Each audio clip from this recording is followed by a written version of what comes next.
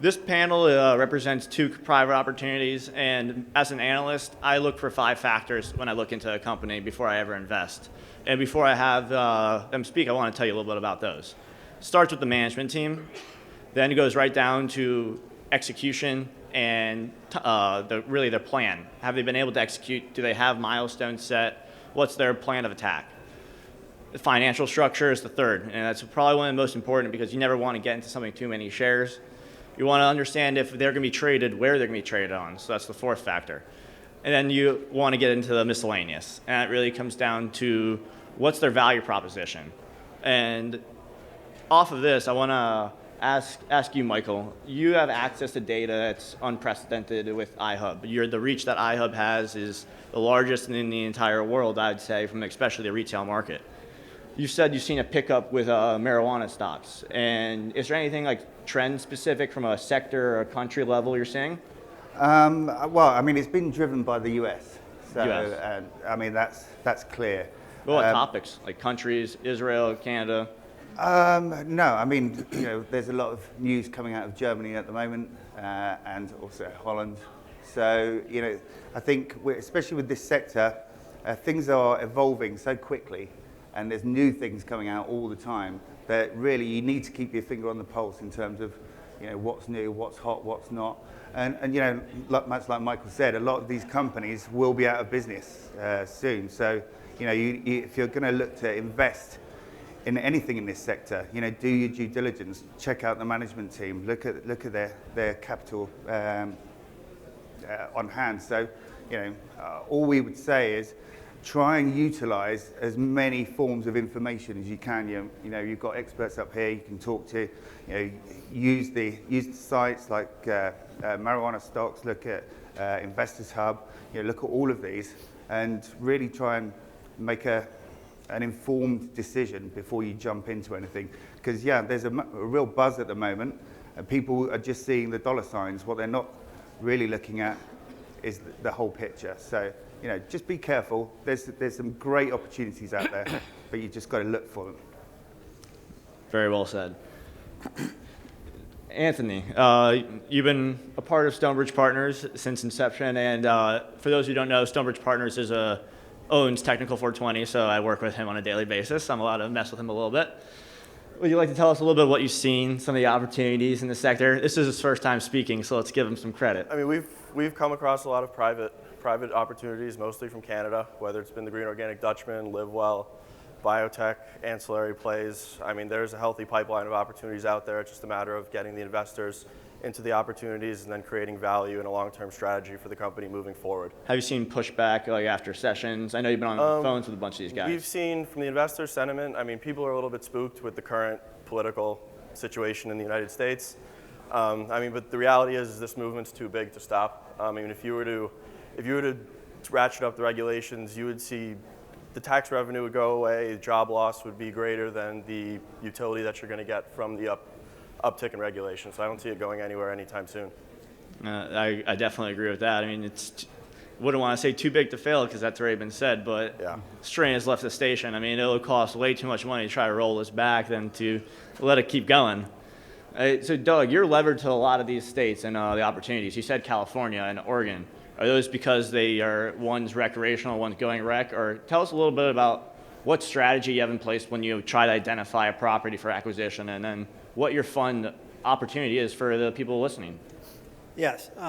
Well, California is definitely one of the states we've focused on for the reason just it makes up over 50% of the GDP in the United States. So, of course, that's a state we're going to target just based on the revenue potential. And a little bit about the opportunity is we're going public through the Reg A Plus process. Investing in a lot of these public companies already, the only way they can raise capital is by taking convertible debt on so they can expand their business. But since we're going the Reg A Plus route, we're able to crowdfund, not take on any toxic debt, and the investors know that everyone getting in is getting in on the ground floor. Everyone's getting shares at 48 cents a share, and they'll grow with the company moving forward. The way we go about targeting buildings is we look for growers that already have operations set up, so that we know they've been successful in the past. And then when they're looking to expand, we reach out to them and see what other type of opportunities, buildings, whether they want to put up greenhouses on land and expand their current portfolio per se. And that's how we target our buildings. We like to work with people that already are up and running and have a successful business already in place. So when it comes to Jeff Sessions and the approach, similar to what I asked Anthony, how does that affect kind of the sentiment you've seen and how you feel about the current opportunity? Are you looking abroad? Are you looking internationally at all? Jeff Sessions and the Trump administration has definitely had investors take a step back and be a little bit more cautious about how they're going to proceed in the cannabis industry right now. With that said, though, I just have to agree with what Anthony and Michael said, that the capital that would take to roll back the laws in place already. Trump's run as an economic president to get the economy running by rolling back the regulations we've had already in the U.S. And the progress we have made is going to just hurt the economy. It's going to cut jobs, and it just doesn't make business sense. So while there is concern, and rightfully so with Jeff Sessions in place, I think a lot of the concern isn't really warranted because the train's left the station, per se.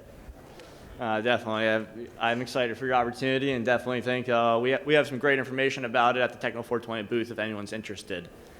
Ben, you've done incredible things for the House of Jane, and you guys have a brand name that is definitely something that resonates with a lot of cannabis consumers, advocates. How have you guys been able to build this, and what are you guys doing going forward to execute on the current global opportunity you guys have? Well, I don't know how many people here are thinking about getting in the business. Is anybody looking to get into the business, actually? Looks like a number of you. Basically, in launching the brand, we really had to treat it like launching any other product line. You think you're getting into cannabis, and it might be different, but same basic business rules apply. And we took a mainstream attitude to have a product that can be well accepted, responsible dosing, packaging, and so forth, something that's user-friendly. And we get responses and calls from all over the country and all over the world of people who want to carry the House of Jane. So we've launched, and our target is to partner with growers. So we want folks in each state who have a licensed grow, who have the ability and have access to oil, feedstock, so we always know our product's the same and consistent. We triple lab test. We require our licensees to triple lab test. And one of the things we're doing to grow the brand, because we do want to be the next Budweiser or Coca-Cola, is launch our hemp line, the Live Life Feel Awesome, which is a hemp version, non-psychoactive of our powders, capsules, and tinctures that we can make available as a precursor to introduce the brand to cannabis-friendly states such as Florida. For those of you that can answer this question, can you provide the audience with a company or a stock to watch? If I was going to look at one stock right now, I would definitely check out Emblem. They have a strong management team. Ticker symbol is EMC in the Canadian exchange, or EMMBF on the United States exchange. There's been a pullback in the market in the past 2 or 3 weeks. I mean, it's trading at an attractive value right now. It's definitely a stock I would look into, as they're going to have significant momentum moving forward, and Canada is just going to keep growing, especially with the coming of the regulations for recreational use. Emblem's going to be levered to the recreational cannabis market, a high-end market in Canada, and they're also going to be a biotech play. The CEO of the company, the pharmaceutical side, actually took OxyContin to market when he was previously with Purdue Pharma. So you're seeing a lot of people coming over from the pharmaceutical side of the industry, previously working with other types of treatments, that are entering the cannabis space. So the transition's going, and this it's a company I'm invested in, so I want to disclose that, but lots of upside there. So there's one real estate investment trust that trades on the New York Stock Exchange. Its name is Innovative Industrial Properties, symbol is IIPR. There's not many real estate plays out there. There's one on the OTC, Zone Properties, ZDPY. So looking at Greenleaf Investment Fund is something of interest to definitely anyone looking to get involved with the real estate side of the business. Do we have any questions from the audience? My question is for Doug DiSanti, because I'm curious. IIPR, it's a real estate REIT play. And my question is, how is Greenleaf different? Because some might think, oh, it's just another IIPR. But when I was going through the material, it didn't match up with what they're doing versus what you're trying to do. So I think people would be, it would be helpful to say how you guys are different. Thank you. It's a good question. How we're different is we're going to diversify our portfolio, and we're going to focus in on states that have laws that are much further along than New York does currently. So we're going to focus on states like California, Oregon, Washington, whereas they have put all their eggs into one basket in New York. And the business plan in place that they had, they really haven't capitalized on yet. And we wanted to diversify and focus in on states that have recreational and medical cannabis laws in place, so that we're able to execute on the plan. Do you think it could be an acquisition target for them?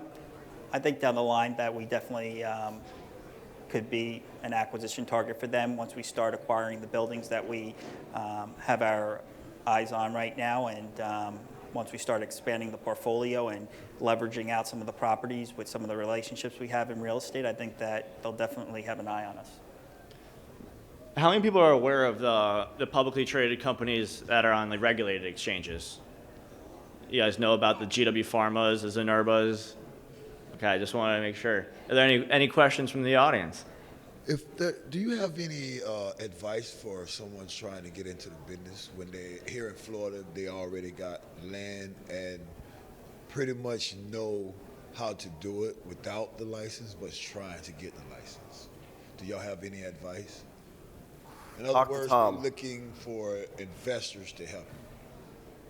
Sourcing investors, I mean, if you have a sound business plan, if you have financials and you have a scalable model, I mean, people are throwing cash left and right at these deals. I mean, it's a matter of getting in touch with the right investors, whether it be accredited, friends and family, high net worth individuals, or going to a company such as ours, Stonebridge Partners. We source capital for these deals all the time.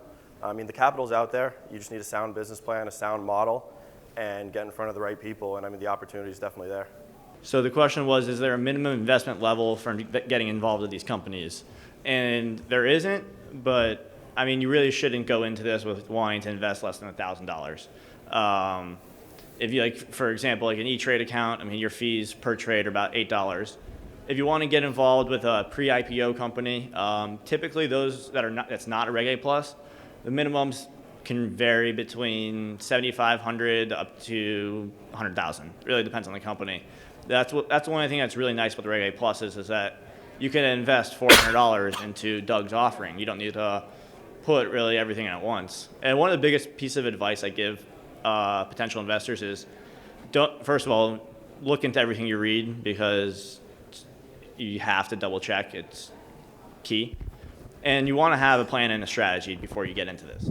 I always tell people, don't invest all your money at once. I've seen that mistake made too many times. People just put all their money into one stock in one fell swoop, when really you should be going in portions. And if the story is still there, average down if you're down, or buy more if it's up. But there isn't really a minimum, but I would definitely at least 1,000. I mean, you can get in at least 2 good OTC companies, a decent position. Question. Can you compare this investing cycle to, say, the .com boom? Could you have it? Not at all. And that's just because of the stance the banks and the brokers are having. For example, Raymond James Financial, even if you own, let's say you own Canopy Growth in your portfolio right now, you can't sell it. It's just stuck there. You can't do anything with those stocks. They're stuck in your portfolio. So these banks, that's who tells the financial advisors what to buy. And the financial advisors are who tells the clients what to buy. So there's no information coming from the top. The tech boom, these companies are getting coverage from the banks, from the institutions. So at least there's a little bit of clarity. I think what this is setting us up for is a crash that'll be worse for some specific companies than we saw in the boom. I don't know if the panelists have anything else to add to that. Well, I'd like to say something. I wasn't a marijuana guy. My main business was as an executive recruiter. I'm actually more of a dirty martini guy, and I like it very, very cold, like my first wife. But that's another story.